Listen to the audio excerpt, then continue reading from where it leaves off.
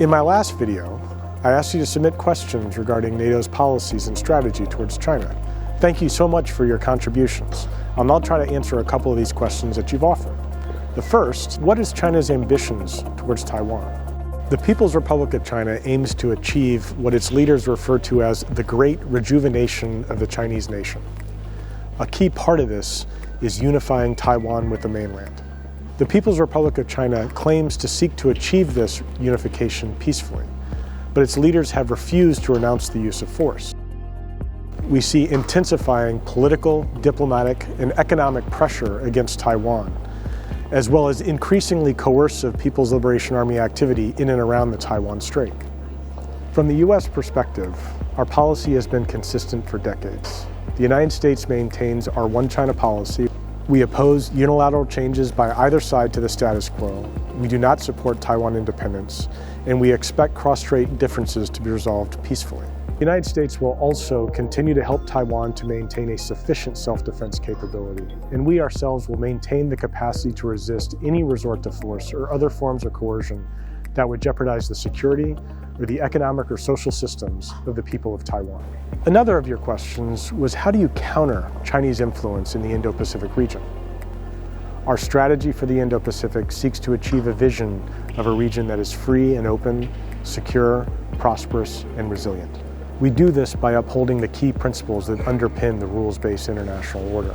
We also seek to work with allies and partners across the region and globally to drive Indo-Pacific prosperity.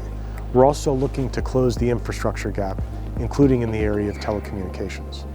Lastly, we're enhancing our capability to defend our interests, deter aggression, and prevent coercion against us, our allies, or our partners. We do this by increasing our engagement and fostering greater connectivity and connection in the region with our unparalleled network of alliances and partnerships. And beyond, where we're increasing our alignment with the European Union and here at NATO, where last June at the Madrid summit, allies welcomed the heads of state and government from our Asia-Pacific partners, Japan, Australia, the Republic of Korea, and New Zealand, where we've committed to advancing a shared agenda for security cooperation and to support together the rules-based international order. You've also asked about the consequences of China taking Taiwan.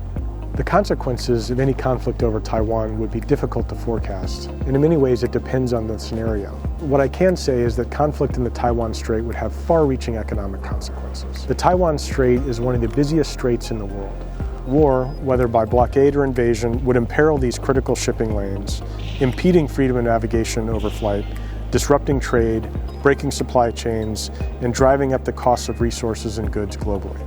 Militarily, the consequences of conflict would be significant. Beyond this, however, is a challenge that a conflict over Taiwan would present to the rules-based international order. This type of challenge would affect us all, because when the rules-based international order and the principles and values underpin it are damaged anywhere, they're diminished everywhere.